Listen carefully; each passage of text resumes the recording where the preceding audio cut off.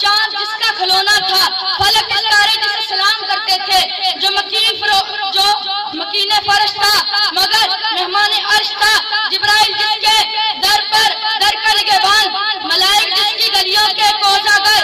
موج صبا جس کے در کی بکارن، شفاعت جس کا ہنر، زمزم جس کی آئین و سخاوت کی گواہی، موسم گل جس کی خیرات، خیرات کعبہ، غرض یہ کہ کائنات کی ہر شے ذرہ ذرہ مصروف ثنا، بقول شاعر